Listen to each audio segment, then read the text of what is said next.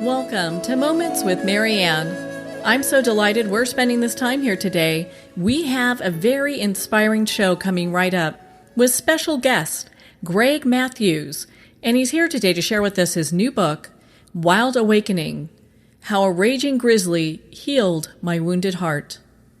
Now, Greg has been a U.S. Air Force and civilian firefighter, EMT, Special Operations Rescue Technician, rescue helicopter pilot, fugitive recovery agent, World Trade Center attack first responder, and international consultant on emergency management and security. He currently serves as a U.S. Army Corps of Engineers Southwestern Division anti-terrorism officer. He is a founder of Chase What Matters Ministry. So let's welcome to the show, Greg Matthews. Thank you very much, and thank you for having me. It's an honor. Oh, the honor is all mine to have you here. My goodness, you're a hero to many. Thank you so much for all of your service over the years. I'm so delighted that we get to spend this time together. Well, thank you very much. That's humbling, and I've been looking forward to this interview. Well, I'm so glad that we're here, and I'm so glad that you're here because you had quite a harrowing experience, that most people, they just don't really even think could possibly happen. Yes, ma'am. There was harrowing is definitely one word. Terrifying is another word. Yeah. Well, and I know, so your book, Wild Awakenings, is getting some great reviews, and it talks about your experience with you and your brother, Matt. You had planned a hunting trip in Alaska, right? That is correct. It was a lifelong dream for us. And of course, growing up, and we both went in the service, we have families, those dreams kind of fade. And then we started re-talking about it because he retired from the Air Force up in Alaska. And so he was already up in the land that we wanted to venture out into. Mm. So when you arrived, what did you guys do? Well, when we arrived, did you want to, because we can talk about, there was 2 years of planning that went behind this. We had planned for everything. I was assigned to being a firefighter and EMT. I was assigned, obviously, making sure we had the medical equipment and the trauma kit that we needed. So once we had preparation, we loaded the boat. We were on a 26-foot jet boat, and we ventured about 14 miles into the Kenai wilderness and ended up setting up what they call a spike camp, which had our sleeping quarters, our storage of for all our gear to keep it dry. I was also responsible for the kitchen, bringing the T-bones, bringing all of this stuff, and it's definitely an art to get all those things there. And we were definitely not wanting for anything out there. And so that's the spike camp. One thing that is kind of interesting that a lot of people find hilarious, but we even got to the point where, okay, we've got all the food, we've got all the tents, we got everything we need, chainsaw, fire starter, everything, water, how to make water, how to purify water. But the one thing that most people, they're like, really? You went that far? And I was like, yes, I don't like bears, and I don't like wolves. And so what we ended up doing was we got some 400-pound fishing line. We brought like 20 different aluminum cans and filled them full of BBs. And what we did is we circled the camp with this fishing line and strung these cans loosely on there so they'd rattle. Mm-hmm. And that was our bear alarm and our wolf alarm at night. And the first night it went off. I don't know what was out there, but it definitely worked. Wow. Well, for people who haven't done this type of camping, I mean, there's an art to it. I mean, you really have to prepare for all these things. And there are things out there like grizzly bears and wolves, and they're dangerous.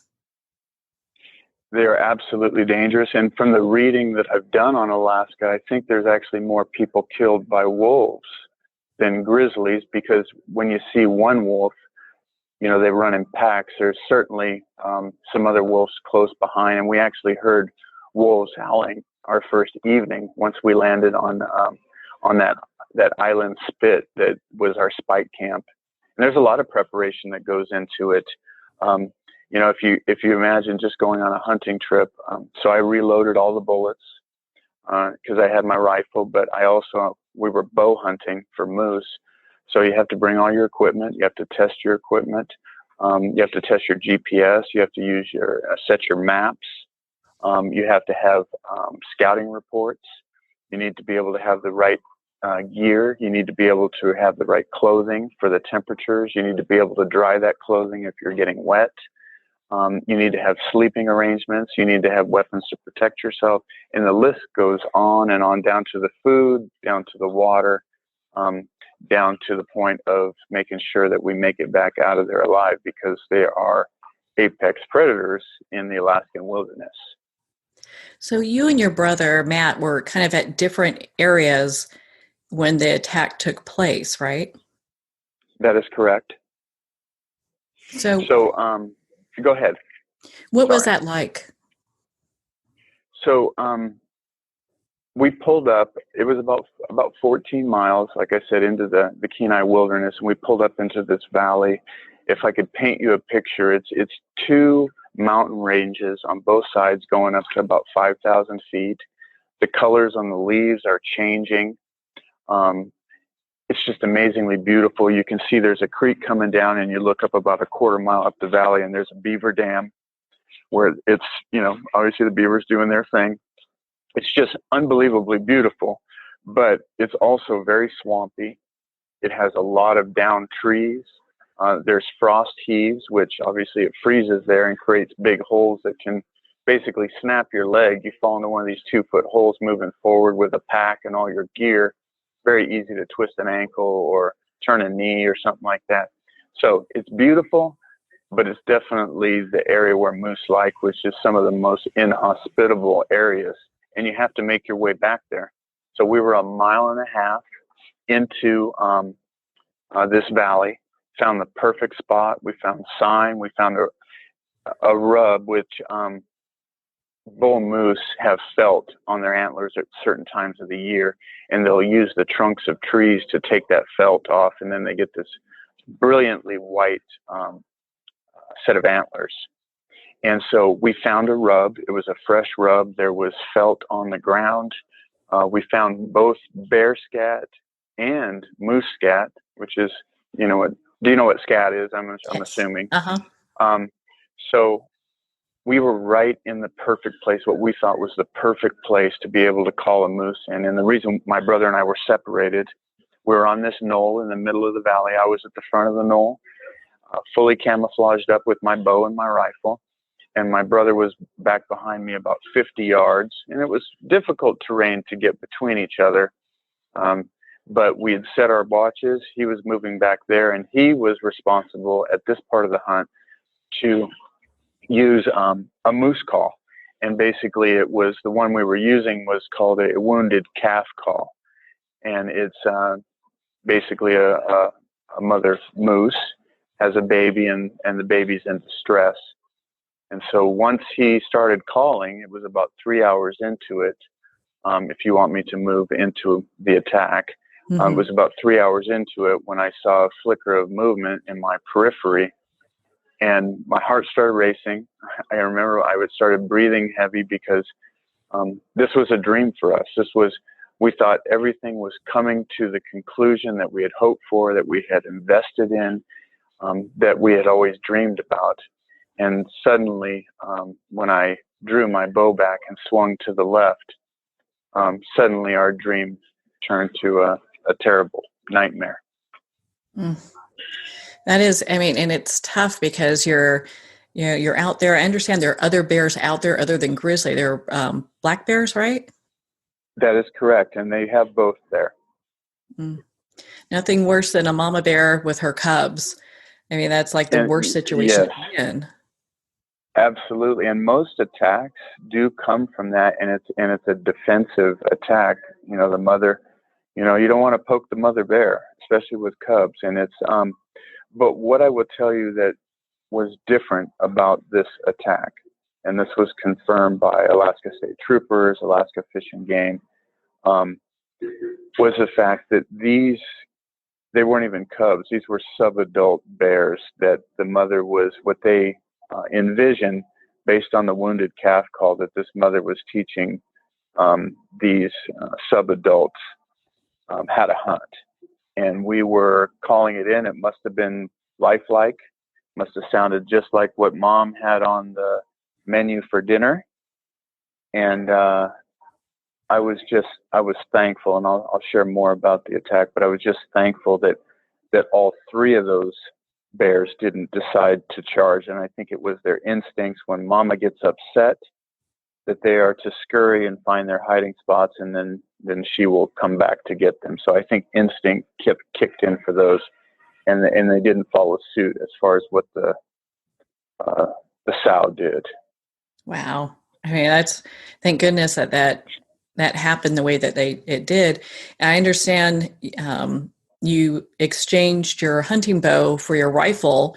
I mean, you stood your ground. Yes, it was. I can tell you there was not much bravery involved in this whole thing. I was scared. I was looking at my hands. I was shaking. I could feel my heart just pounding out of my chest, because when I looked up, what I saw was an 8.5 foot, it's about 35 yards at the confluence of two trails that we expected a moose to come down to. I saw 8.5 foot grizzly standing on its back legs, swinging its head, sniffing the air very, very methodically and tactically. And it was immediately obvious that she was hunting something. She was searching for something. And you know what I really thought about when I saw that? I thought, it's so big, it reminded me almost like a great white or something like that, something so huge and so monstrous. And I knew that it was looking for me, and it was tough to muster that courage, but I had to do something. So I did put my bow down, and I grabbed my rifle. And I will tell you, this wasn't in the book, but I paused, because not only was I grabbing the rifle and exchanging it for my bow, or basically grabbing my rifle and laying my bow down, but I had reloaded all of the rounds in my rifle. And mistakes can be made in reloading. You can have something where you're moving along so methodically that you forget to add the powder, or you forget to add the primer. And you don't want that to happen, but you get in a hurry, you forget something. So that dawned on me, and I was like, oh, that's the last thing I need to be thinking about. But so I wanted to hide. I wanted to run. But the way that these trails were laid out, the one trail that swept as it was coming towards me, that swept to the right, would bring it right directly to where my brother Matt was, and he would be totally unaware of anything, and that bear would be on him. And so, yeah, running is never an option. Hiding, that thing can smell like you wouldn't believe. And so I decided I low crawled around a tree. And interrupt me if there's a question that you want me to answer. But I went around the tree, and I brought my rifle up to look in the scope. And I had been glassing, which is scouting the ridge lines. And so I had the magnification dialed all the way up. And so when I held up the rifle, all I had was fur in the scope. It's like looking through a microscope. And so at that point, I didn't have the wherewithal. I wasn't thinking properly. I couldn't dial it back. I was scared. And so I just dropped the rifle down to my hip, and I flipped the safety off. And as soon as I flipped the safety off, that thing spun, still standing. Its head spun and looked right at me. And I can't tell you, it was like I was looking in the face of the devil. I mean, that's what I imagine it probably looks like, being that scared. And the thing dropped down to all fours. It let out a woof. Those sub-adults took off. I could hear them crashing through the brush.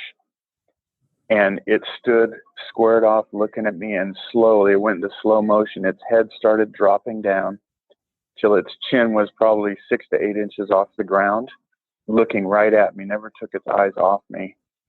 And then all of a sudden I saw this big black lip. It was just a black thing that curled up almost over to its nose, or up over its nose. And the ears laid down flat, and this muscle came out of the top of it. And this is all going on in slow motion. This muscle came out of the top of its head, and then all the hair stood up on its back and started charging me. Wow. Wow. I mean, that is just horrifying to think of and to have experienced that. I mean, we won't go too much into it. People can pick up their copy of Wild Awakening, but I mean, the bear attacked you and mauled you, and your brother actually was the one that intervened. Absolutely. Him and the Lord intervened. I mean, the Lord, and these are, the readers will be absolutely, everyone who's read it, as far as the galley copies, said that they have not been able to continue with the reading because it was just too overwhelming. Have had to put the book down just to be able to process what was going on, especially during, because I remember everything. I remember every smell. I remember every bite. I remember every claw, which is, I don't know if that's a good thing, but it helped with the book. But I will take the reader right there and put them in my shoes, and they're saying that they're experiencing it in their own mind. So what I won't go into is the number. The grizzly attack it's exciting, but I can tell you what's more exciting is what the Lord did physically. Miracles was amazing, and the way that the Lord mustered the courage in my brother to face that bear. He could have very easily been running Mach 2 while I was being ripped apart it was over 2 minutes that I was pretty much bit and dragged and thrown and all of that. And so, he did face it, and he did some miraculous, wonderful things to be able to. The bear was in between him and I. He couldn't shoot it, and so he had to watch as this bear basically tore me apart. Him and I spent long times after this on the phone, just getting it out, sharing about it. His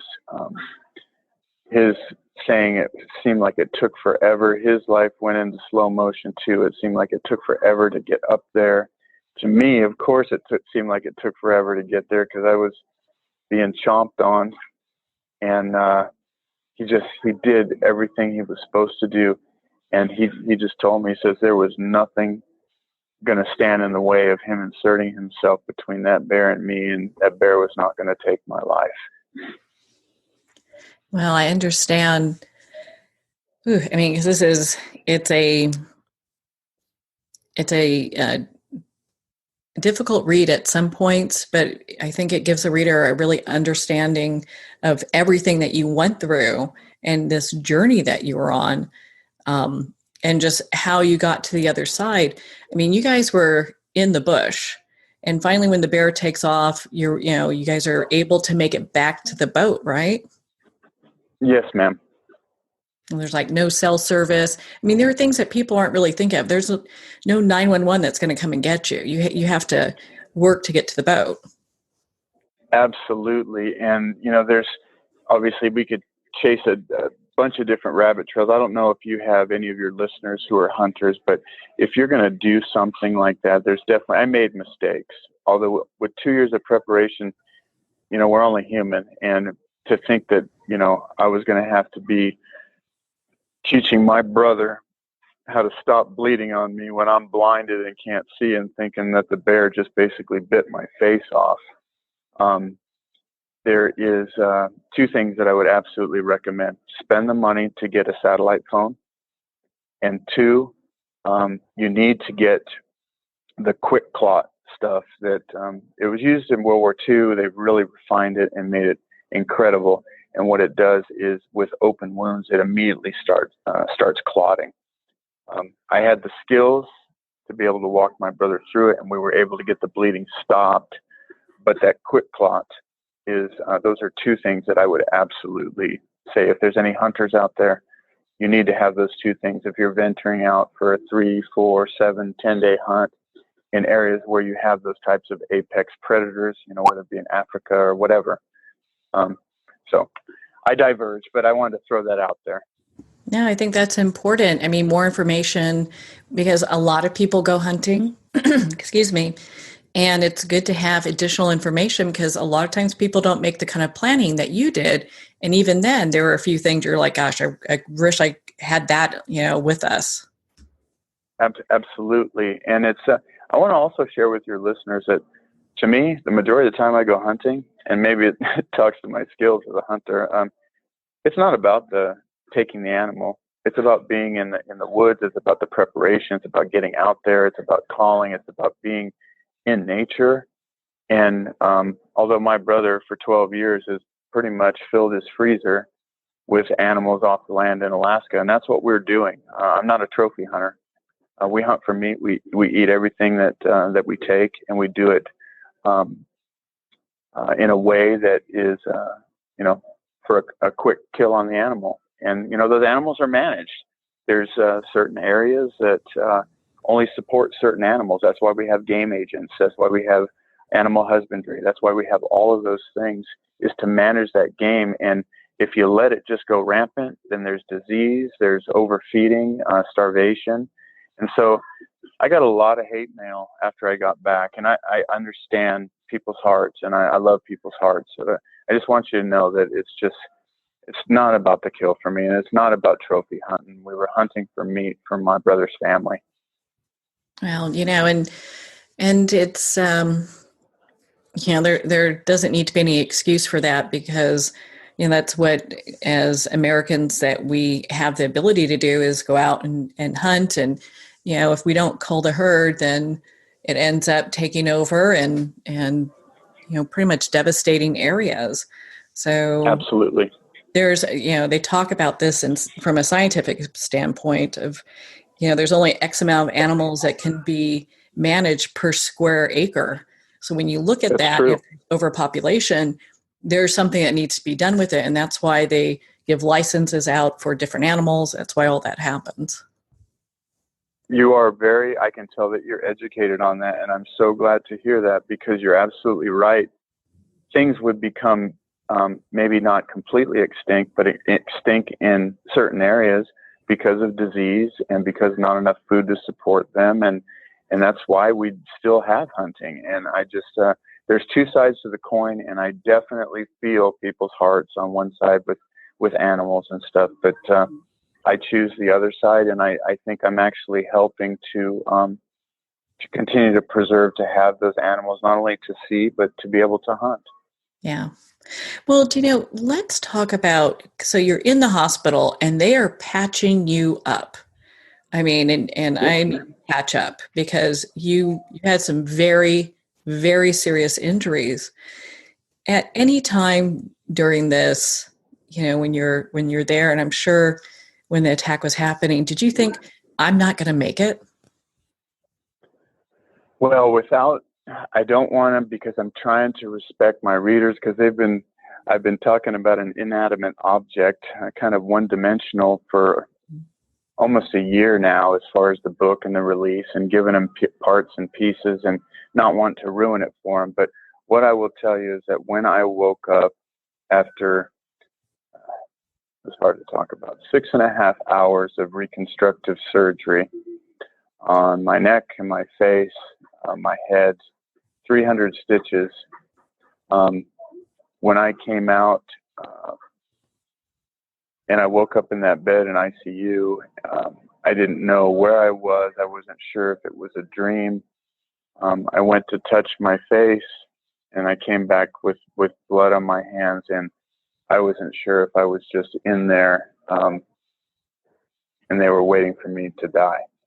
And so it was very traumatic. That was one of the things I really had to be able to process, because those feelings were overwhelming. And so yes, there was a time that I thought I wasn't going to make it. I understand that God spoke with you, and there was a lot of realizations that happened during the time that God had this discussion with you. Yes, and some would say that, it was coming out of anesthesia, being confused, or, I had a morphine drip for, obviously, the extent of the injuries. There was a lot of pain, and they were trying to manage that pain. but the Lord did show up, and we did have a discussion, and it started out angry, and but it moved to a point where the Lord finished the healing that he had set out to do through this whole episode, through the attack, through the collapsing twice on the way out, saying, I give up. And the Lord delivered other things to be able to encourage my heart, to strengthen my heart to get back up. Lots of prayer on the way out. And it was, I can tell you that the grizzly attack is riveting, it's detailed, it's overwhelming at times, but that whole writing through that pales to what God did, not only out there in what we call the bloodied field, but what he did in that hospital room. And that's all I really want to share about that. I really want to preserve that for the readers. Okay. Well, and one of the things, you and I had this great conversation before we got started here today. And it's interesting, you're this alpha male who has really taken the bull by the horns your entire life. I mean, you've been in the Air Force, a civilian firefighter, EMT, and the list goes on of all these heroic things that you have taken on. For men, it's really difficult to talk about feelings. So how do you feel about talking about feelings now? Well, I think a great statement, and I don't know if I can even take claim for it, but it definitely feels right, is with the number of careers that I've had, and I'll get into the brokenness over the overachieving, but yeah, it was Air Force firefighter, civilian firefighter, EMT, rescue specialist, hazardous materials technician, anti-terrorism officer, fugitive recovery agent, emergency manager, and the list, blah, blah, blah, blah, blah. And what I will tell you is that just give me a simple terrorist plot or a commercial structure fire or a helicopter rescue, but don't ask me to talk about feelings and don't ask me to talk about wounds that I've carried all of my life. So I don't like to talk about feelings, but what I found is that for a man to be able to verbalize those and to be able to journal about them and to be able to share them in a trusted relationship with other men, there is absolute power in that I never knew existed until after this episode with this grizzly attack. Yeah, I think it's so important, because we're in this time where talking about your feelings is something that's encouraged and it's okay. And you are helping to elevate that discussion, especially with very masculine men who are, maybe A-type personalities. It can be really difficult to talk about how they're feeling or what they're going through. Just knowing from me, and I never want to, through the book or my interviews, I'm not interested in being the hero. I'm interested in being the partner with men out there. And I'm on the backside of Father's Day now. I have failed in many, many ways, even though I was present with my family. My heart, I know I brought in some abandonment issues with my family because I was aspiring to do great things, to stop terrorists, to do all of these different things, and it consumed me. And so all my family got, as far as my heart and being transparent and showing them that I love them in a deep, deep way, all they got was scraps. And I came to a point where the way I would classify it is I traded treasure for trash is basically what it came down to. When I was looking death, and I'd come close before, with some of my other careers, I'd come really close. But when I knew I was possibly drawing my last breath, I can tell you, and I just want all of the men out there. It doesn't matter if you're fighting a grizzly or you're working your way up the corporate ladder or you're building a business. You know how all-consuming that can be, and how we can leave stuff in the wake of that really we don't know the value, and we don't understand how important and just how much we value them. We get to a point where we live a pseudo life. We live from the outside. We're well polished on the outside. You know, we meet a man within a minute. We're saying, you know, what do you do for a living? We identify with who we are on the outside and the things that we've achieved and the things that we aspire to achieve in our education and our new set of golf clubs and my new Matthews bow and all of these things. But when I was looking death in the face, none of that stuff. I thought for certain I would be at peace knowing that I had done all those things. But all that really mattered was making sure that I had one more chance to get back to my wife, to get back to my kids, because I had cheated them from just giving my heart to them in the ways that God intended, in the way that they deserved. And so my life is completely different.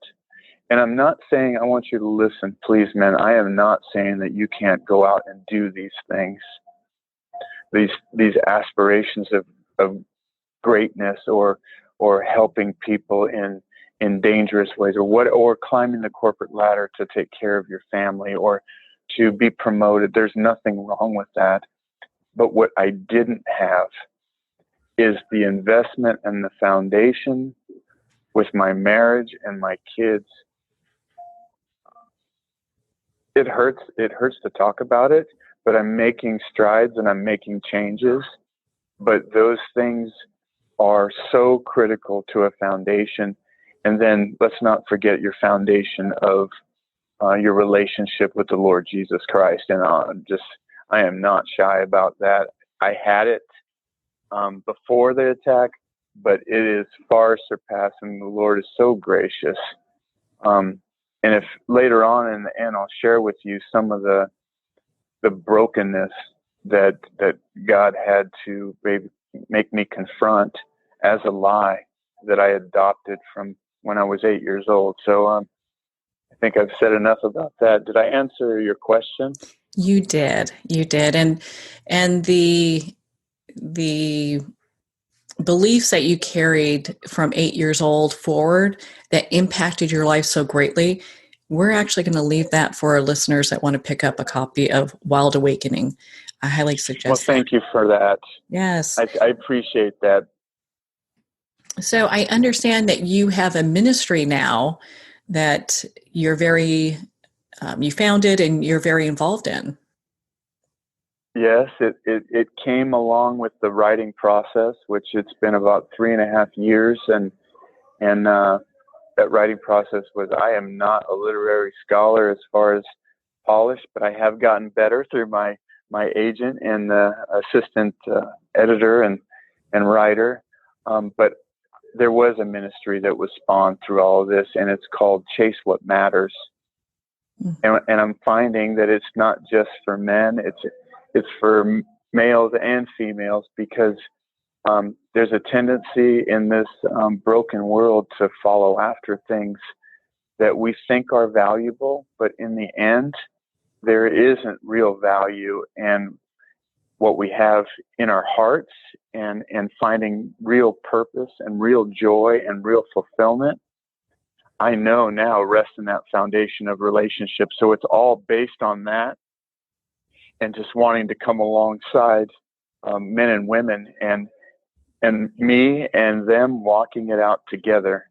So it's not a finished, polished ministry. It's stuff that I've drawn from Wild Awakening and all the changes that have taken place in me. I've started another. I've got about 200 pages written in another book that I think I'm going to call Wild Endeavor. It's talking about some of the stuff that I was able to do in Africa, starting a national emergency service system in the jungles of Africa, and that ties into the brokenness and seeing it there. And I'm going to break it down into, chasing after the accolades when in fact I was loved the whole time. Nothing had ever changed. And then I have some people that are interested in coming alongside. And I think we're going to do a workbook for Wild Awakening. And there's also interest in doing a 365-day devotional through that, which I'm just so excited. The Lord is just peeling this onion back, and I'm patient. I'm waiting. Every time the Lord takes a couple steps forward, I'm just right by His side to pray about it and to lead me in the right direction. But I'm hoping that it's going to really impact men and fathers and brothers and families in a really, really positive way. Well, I'm sure it is, Greg, and you're making such an impact in the lives of so many, and you continue to do that. Your life is a legacy of that. Where can our listeners, where can our listeners connect with you and be part of your community? Well, I have a regular personal Facebook. I've kept my personal Facebook. I have a business Facebook page. I'm on Twitter. And I'm also on Instagram. And if you want to go, you can get linked to all of those just by going. I think it's www.https://chasewhatmatters.today. And then if that doesn't work for you, just Greg J. Matthews, and then put grizzly attack. And I think there's about 2 pages of stuff, and it'll lead you right there. So I've tried to cover all the bases. I'm an old guy trying to learn the social media stuff, but I've got some really good help that the Lord has aligned me with, and hopefully that's enough information to get readers communicating with me. And I'm trying. I was apologizing yesterday. My thumb was going raw, doing all the likes on there, and I'm trying to answer everybody. Just because if this message of Wild Awaken is only meant for one person or one family, and the Lord is leading me right there, it's all going to be worth it to me. And I don't know who the Lord wants to touch with this, so I feel like I have to answer them all, or at least like their comments and stuff. So I don't know how long I can do that for, but I am doing my best. I'm really, really tired right now. It's been a whirlwind. It sounds like such a commitment doing all that, and I'm sure the readers and listeners really appreciate you taking the time to be that engaged. Greg, thank you so much for taking the time to be on the show with us here today. It was my privilege, and it's really, I mean it when I said it's been an honor. I've been looking forward to this. And thank you for being so gracious with your questions and protecting the book for the readers and everything, because I want to share it so bad. It's been 3.5 years, and I'm so excited. So thank you for your graciousness through this interview. Well, thank you, Greg. It's been such an honor to spend this time with you and to talk about your new book, Wild Awakening: How a Raging Grizzly Healed My Wounded Heart. Wild Awakening is available at Amazon, Barnes & Noble, and all indie retailers. If you'd like to connect with Greg again, you can at his website, chasewhatmatters.today. Well, we're at the end of our time today. I would like to thank everyone for tuning in. You're listening to Moments with Marianne. And remember, make every moment count.